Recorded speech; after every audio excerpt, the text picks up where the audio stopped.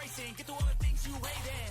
Don't let the others in charge of your dreams. They just don't know what it takes to be seen. You see the shit take control of your team, and if you're alone, then a one-man army. So you better be starving, and you better be carving. Through the hate, keep marching, and every day keep charging ahead till you get what you want, what you dream. Regret is a thing of the past, and you'll see that you've always had it inside. It's the key to make the most of this life. Believe. No, we never sit still. It's time to stand up, time to take the red pill. To make this our world, gonna die on this hill. Be ready to fight and be ready to kill. We never give up, no, we never sit still. It's time to stand up, time to take the red pill. To make this our world, gonna die on this hill. Be ready to fight, be ready to kill.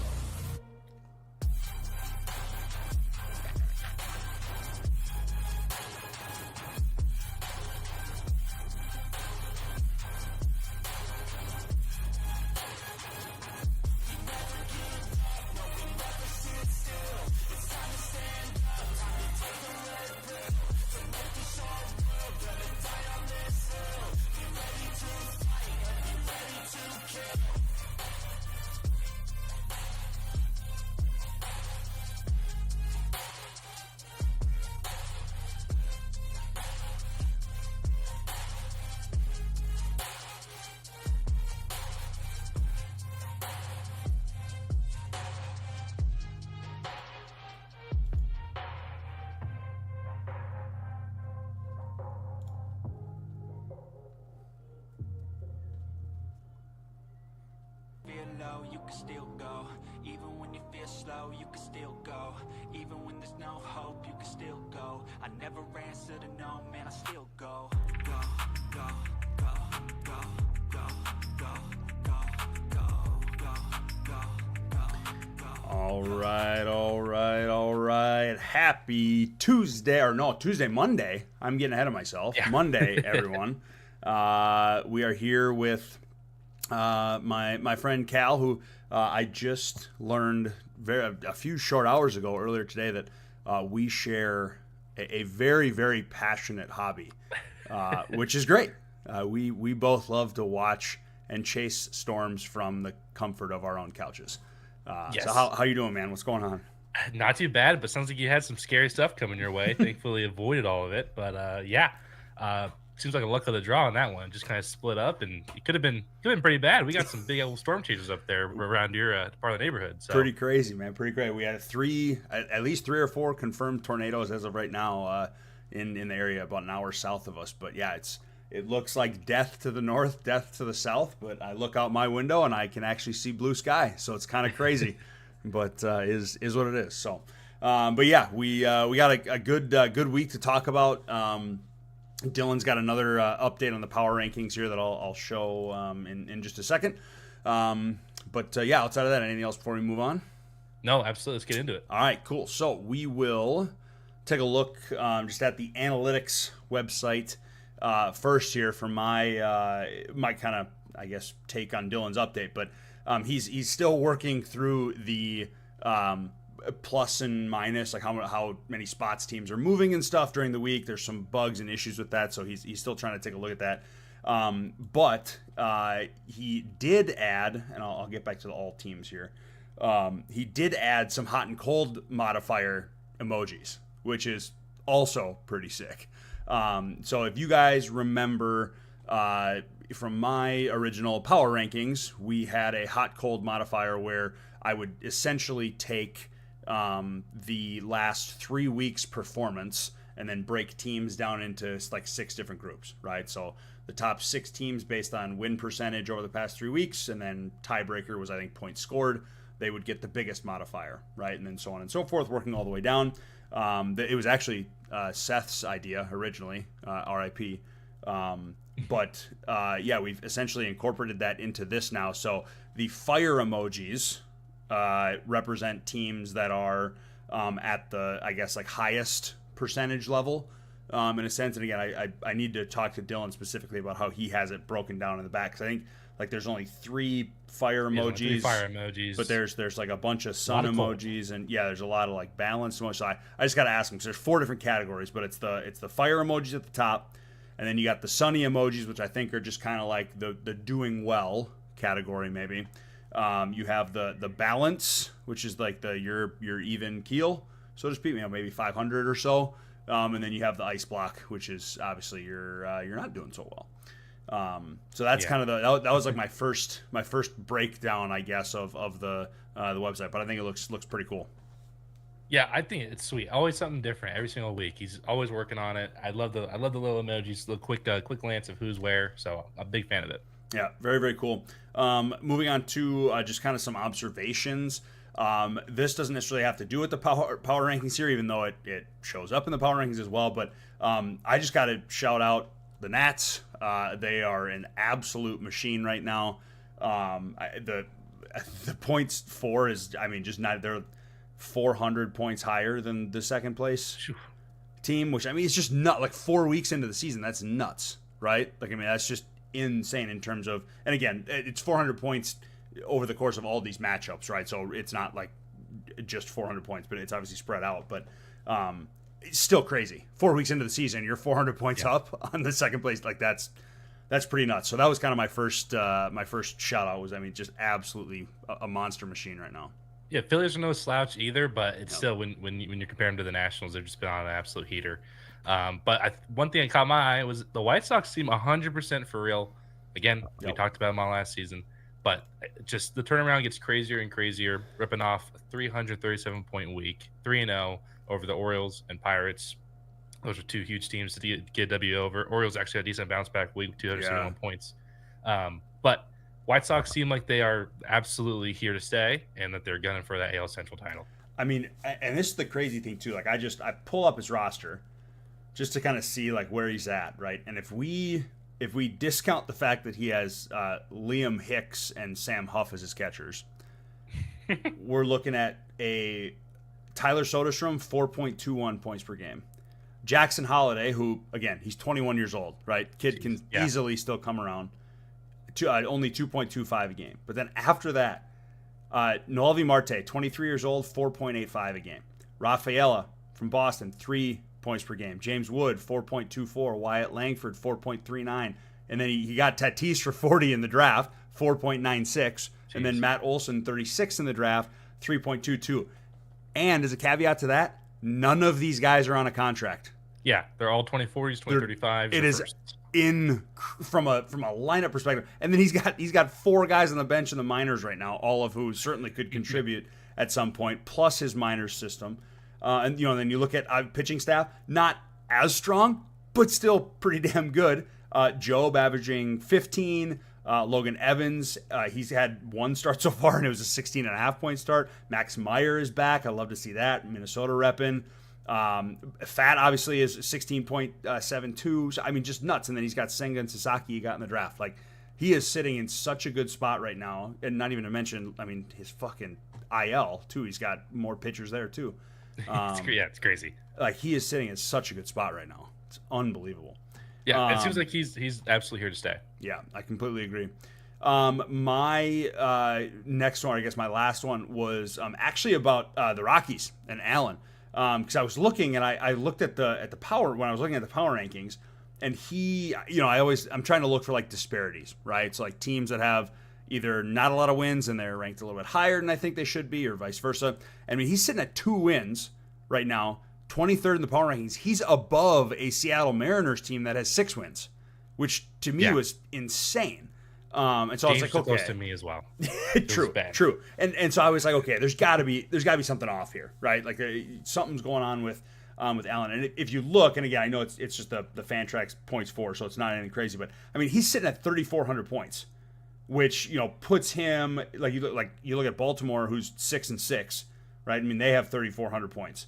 San Diego, who's 7-5, they have 3,400 points, right? So it's like he's got some positive regression, I have to think, coming down the line. I know a little foreshadowing, but I'm going to talk about him in the next week preview, kind of his matchups. And looking at his team, it's not a bad team by any means. He's got a couple of decent young guys. Casas, Crowan PCA obviously is great. Pitching's obviously decent too. So just kind of interesting to see. I think there's some positive regression coming for Allen, which I know he will hopefully look at and smile, given all the bad luck he's had over the years. Oh, it's still bad luck even last week because he missed out by 2 points, taking down the who was he facing last week? It was the Astros. He lost out to. Yeah. And then I don't know, it was Cardinals between 2 points, but the Astros were 8 points with him. He had 2 games within 10 points. That just one of those Sunday scaries. It comes up on you and you just lose it. Absolutely sucks. But yeah, I see Allen always finds different calamities to find himself into. Hopefully the luck will turn around, but it seems like another unlucky season. Thankfully, not like the horrible injuries, but just who you're playing when you're playing them. Absolutely blows. Yep. Fantasy luck. All right. What's your last takeaway? Well, I had Kevin on this because I saw Kevin did not drop as far as I thought he would by losing the way he did, which, again, it's heartbreaking losses. Rays having the exact same thing that happened to Allen. Literally lost a game between 2 points, lost another game between 8 points. I think it's kind of weird that we had 2 teams lose the exact same amount of points. It's kind of crazy. Very, very odd. But no, Kevin, thankfully, I think those power rankings kind of do work because the Rays are still good. They did not take that much of a dip just because they had a 1-win week. So I thought that was absolutely a testament to the strength of the rankings for sure, because did not deserve to get knocked down that many pegs just because a couple unlucky losses. So. Well, and I think to that point, he had a decent week, right? So it's like his team in and of itself. I think that's probably where we see the prop up coming from, is the fact that, okay, yes, he only had 1 win, but that 1 win was basically because he scored a good amount of points, and the 2 losses were because he just happened to play teams that scored more than he did, right? So that doesn't necessarily surprise me, and it'll be nice to see too once we get the movement numbers in there too, to be able to look at, okay, how much did he potentially drop given the 1 and 2 week versus how many of those maybe the 2 teams that beat him did they move up, right? Because they had a 2 and 1 week, scored a little bit more, a good opponent, etc. So it'd just be kind of interesting to see from that perspective as well. But cool. All right. Anything else power rankings wise, standings wise that you got? Nope, that's everything. All right. So let's move on. Transaction wise, I kind of listed, there were a couple of pickups that I thought were interesting for me at least. And then we had 2 trades. So I'll talk about the 2 pickups real quick. I was actually surprised, and I guess I didn't even look. I should see if anyone else attempted to pick up the 2 guys I picked up. Where's Monday start here? Here we go. It doesn't look like it. So I found 2 guys that are projected to start later this week in Aaron Brown and Casey Kelly.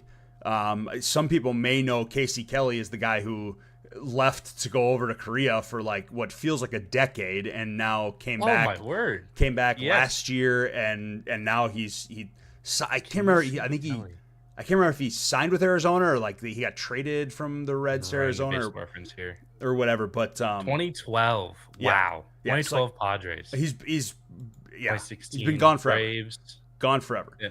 What a weird reference page he has. 100%. 100%. So it's so supposedly he's starting on Friday or Saturday. I'd love to see that. For sure. And Brown, same thing. So I just found 2 random guys. So interesting to see as a team that has, I think, 5 or 6 starting pitchers on the IL right now. Finding starts anywhere is good. So we'll see if either of them start. And then trade wise, we had 2 relatively smaller trades, as most of them are right now. The first one, Ursula for our boy Renfroe, right? Arguably our favorite right fielder in baseball. Impact right fielder. Yes. Impact right fielder for sure. And then I think it was honestly the more interesting part of the trade maybe were the 2 minors guys that were traded. So Yassel Solar and then Khalil Watson. Obviously bigger name. So did you have any thoughts on that one? I don't know. You and I never really talked about it. So I have my best friend lives in Kansas City, and he just this year is getting into baseball, and he's trying to talk with the locals about it. He doesn't really know much about the game, but he texted me. He says they want this Hunter Renfroe guy dead. They hate Hunter Renfroe out here. I don't know what's wrong with this guy. So apparently, I don't know. The fan base is not too pleased with Hunter Renfroe. I don't know how much longer he's going to be up, with the big league club. You imagine probably stick around for a while. It's Hunter Renfroe, hard not to. But yeah, that's my piece on the Renfroe part of the deal. Khalil Watson, I completely forgot about Khalil Watson. 100%. I don't even know if that's a good like prospect to still get at this point. It seems like more of a name than anything. I don't know if he's even progressed any in his career. But yeah, I mean, why not? It's based on what we already have. It's screw it. We have 600 prospects. A guy like Watson with his former pedigree, we'll take a shot on it. See what we can get. Yeah, I mean, he's 20. He's 22. Yeah. So still super young. Yeah, kind of interesting to see. I was going back to Renfroe quick. He's hitting 177 this year. Yeah, seven walks, 14 strikeouts. Like, man. I still get random texts from my buddy. He's just like, dude, why is Renfroe on the team? Like, you just started watching. It gets much worse. Don't worry about it. Wild. Yeah. Absolutely wild.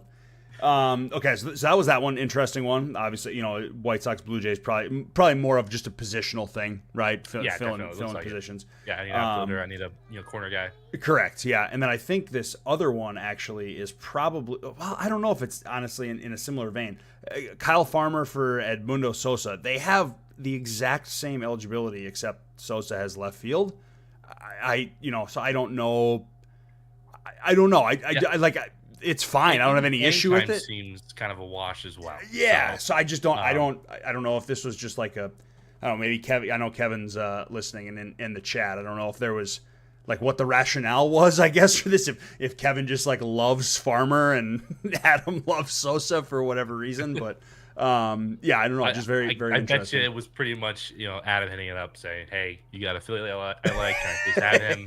I'll give you $3 fab. If I'll stop bugging you for $3 fab." Kevin's like, I don't care. Fine. Great. Just take them. Sounds good. Yeah, I thought it was interesting. I'll see if Kevin says something in the chat here, and go from there. But yeah, so that was essentially it for transactions. Anything else on your end that you felt like you wanted to talk about, or? It's all quiet in the Western Front out here. It's It's still pretty dead. I'm not getting excited for anything coming across the wire. Yeah. Oh, okay. Adam said he has Stott and he wanted his backup. Oh, so that makes sense. Makes sense. Yeah, if we just do a little more research than just looking at the face value, maybe we. I liked my original take. All right. So that's it for transactions. So let's move on to next week. Where head-to-head schedule here? Yeah, I put myself on Win Watch, which is now Lynn Watch because Lenny's the only one that's left. Well, no, he won. He got a win. When did he win? I literally looked back last week to make sure he didn't. Yeah, I thought he got vanquished. Nope, he won. Let's take a little peek because then we got to celebrate, get confetti out of here. I know. What did I miss? I know. Hold on, I gotta go back.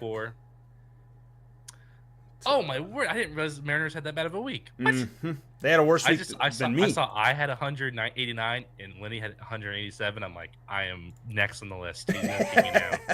He's gonna take me down next week. Yeah. Okay. Thank goodness. I'm removing myself from Lynn Watch because I was like, dude, it can't be me. It cannot be me. Yeah. It's Well, I mean, it was crazy because I with having the amount of injuries I have pitching wise and just not having a great team in general. I just wasn't really even wanting to look at the scores to see what they were. And I just happened to check. I think I checked like the full week on Saturday or something and saw myself in 29th place, only ahead of the Mariners. And I was like, well, it makes me feel better that Josh is at least having a worse week than me. So I was in striking distance with 2 of my games. Yeah. I put up 4 points on Sunday. Yeah. And I just gave up. I just like, okay, whatever. Sounds about right. Okay, so yes, we'll skip Linwash. So in that case, we got a big fight going on in the Central. We got the Cardinals versus the Pirates. I think it's always a fun week when these two play each other. Duke and Jeff are kind of our perennial studs in the Central. And I just think it's going to be a one to watch for sure. It's my one to watch on my list. We'll see who's going to take the cake here, but it will definitely help down the stretch taking down one of these teams. Yeah, and I mean, always a good one, right? Yes. Like, just the matchup I don't think has ever been bad. Neither of them have ever had a bad team, so yeah, it'll be always good to watch. And Duke's even taking on Zach, the Brewers. So Duke's got, let's see, he's got big time number 6 matchups. Cardinals, number 7 Brewers. So definitely not an easy week ahead of them. So Yep. definitely one to watch for sure. Two divisional matchups. It's a big week because it's hard to get divisional matchups. Getting two in one week, you better have a good one. 100%, completely agree. For me, I'm going to talk about both of mine at the same time because they kind of have the same point or same teams that I'm talking about. But Detroit has some good matchups this week against the Cards, the Cubs, and the Mets. So obviously, I think Jeff was actually the one, or someone made a post about the NL Central having like 4 teams above 500 right now.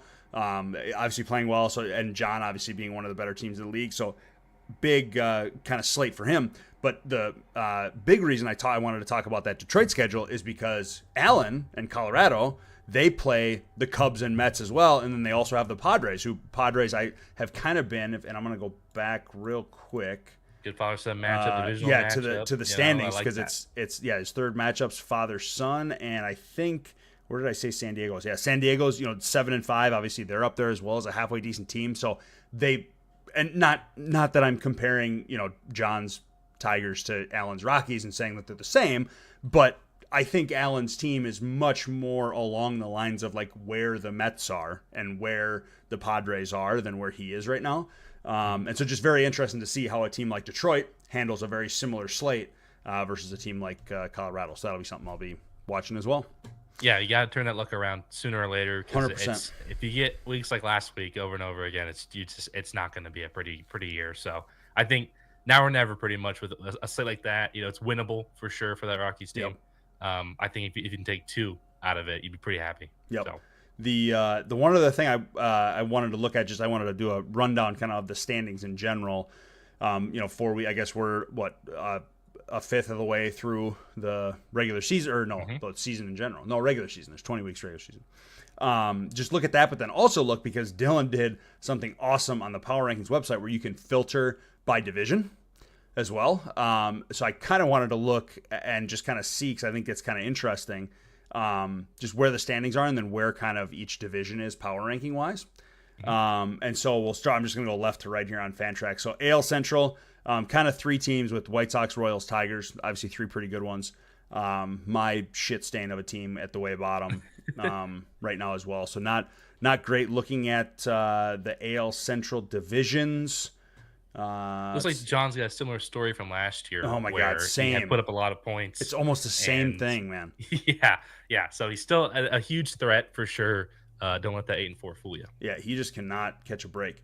Okay, so AL Central, we have. Oh, it doesn't. Oh, interesting. I thought it was going to show the overall. Yeah, I thought it was going to show the overall. Guess not. So never mind. I won't do that. But again, just kind of interesting to see, I guess, power ranking score differences. I'm not even close to everyone else. So, okay, so let's go AL East then. Oh, geez, I didn't look at this. Holy smoke! So AL East, 6-6 Rays and 6-6 Orioles leading the division, followed by the Yankees and Blue Jays at 5-7, and then the lowly Red Sox at 3-9 at the bottom. But I mean, to be honest with you, like, he's only being 3-9 and only 3 games back a win in your division. It's anyone's ball game. I will take that for sure. So interesting. You don't. The AL East hasn't been that down for a while. So that's surprising to see. I guess, man, same in the AL West though. A's leading at 7-5, Mariners 6-6, and I mean the Mariners just had the least amount of points scored in the whole league this past week. So who knows what that actually means. And then obviously the ratings are pretty mediocre throughout. Totally. It's not totally. The Astros, you obviously with the Angels and the Rangers, and points wise too. Looking at that, A's are up there, but Astros are only a couple hundred behind. You're only a couple hundred behind that. So certainly a good race to watch. NL Central, as we talked about before, kind of opposite. Yeah, four-team race. Some very familiar faces. Gauntlet. Again, Zach hanging up there, scoring points, not less than 100 points behind Jeff right now, which is Zach's got to be super happy with where he's competing at right now. NL East, I think obviously story of the year. Just Nats and Phillies just being absolute juggernauts right now. Will be very interesting to see who can pull that out. Interesting part too, and I didn't even think about this, and I know it's only week 5 now. But thinking ahead to like choosing opponents for the playoffs, Oh yeah, that could get really interesting for whoever doesn't win this division. yes, having to be left with whatever. Yeah, Yes, that could be absolutely. very, very interesting. Just thinking about that now and again, long way to go. So could be some interesting takes. And And then just looking NL ahead as well is that go ahead. just right now as it stands, I feel like I'm just gonna Adam's kind of the team to watch going into the dump. Like Yeah. that's absolutely I think he's right there on the cusp of that Nationals. Like Yeah. we're touting the Nationals right now, but Adam is definitely a deal maker. And I would love to see because again he's close. Yeah. He is close. I think he can take the NL. With a solid. It takes a big old dump on us. Yeah. So yeah, just definitely one to watch for sure. Yeah, going into it. when I put some of my names up on the block initially, he was someone who reached out, about a few of them, and so yeah, would not surprise me in any way, shape, or form to see him go and make a move or two come dump time. And then NL West, again, another really interesting. It's There's a either lot going on here. man. Well, so the NL West, the AL West, and the AL East are all just kind of trash cans. No offense to everyone else, but holy, yes, I mean 7-5 Padres, and then it's 5-7 Dodgers, 5-7 Giants, 3-9 Diamondbacks, 2-10 It Rockies. is a little bit weird that like half the league is really good, half It's the league's nuts. really bad, but it's all segregated by divisions as well. It's weird. It's very weird. It just doesn't make sense. Because even points wise, it's the same thing, right? It's not like it's an anomaly where it's a scheduling issue or something. That's really, really interesting. But yeah, I don't know. I just looking at that, it'll be interesting to see if that evens out or if we really have like, divisions just essentially running things. I mean, I have a hard time thinking that the AL representative right now isn't going to come out of the Central. Right, exactly. It's just too strong. Yeah. I mean, Sox and Royals and Tigers, I would be stunned if none of them, Yeah. at least made a shot at it, but let alone just take it. So Yeah. I don't. As far as the NL West, I don't know who's going to represent the top of the top here because between who has that many wins, like Allen's second or I should say Allen's third in the rankings with 2 wins, but the Giants are last with 5 wins. But also almost he's third in points, almost second in points, right? Like I mean in the division.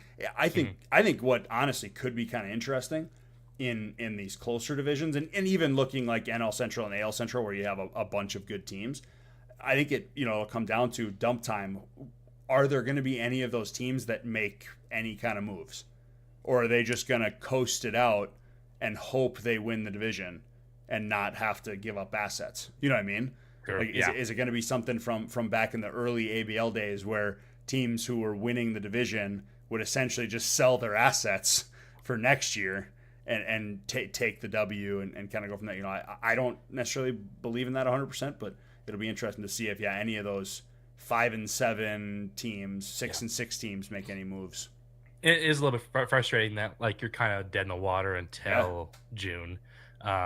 So it's like basically, well, I hope I could compete otherwise. Say I have the farm to acquire MLB talent, but I'm just kind of chilling until it's too late essentially. Because granted, you can turn season around in June, but that's a lot of wins you've had to sacrifice because you've been in some type of like purgatory. Totally, and I think to that point, right? I think like you, for example, if your division stays like this, it doesn't matter if you wait until June because you're only a couple games out anyway, right? So you got 3/4 of the season still left, so you're fine.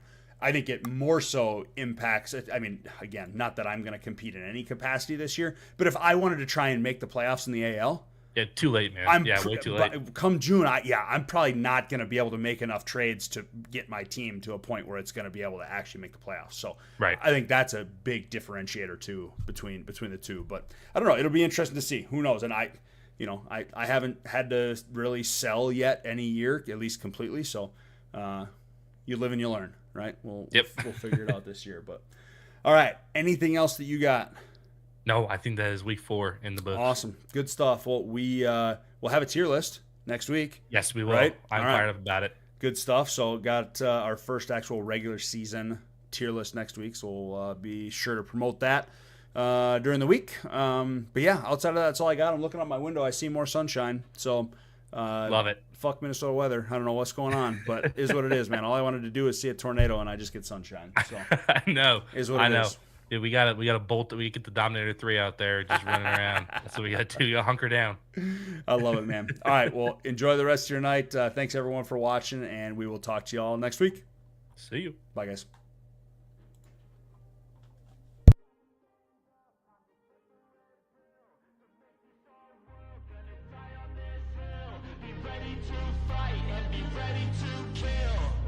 You cannot stop me, I'ma make it to the top spicy. Call a covenant, not cocky. You cannot break me, this world's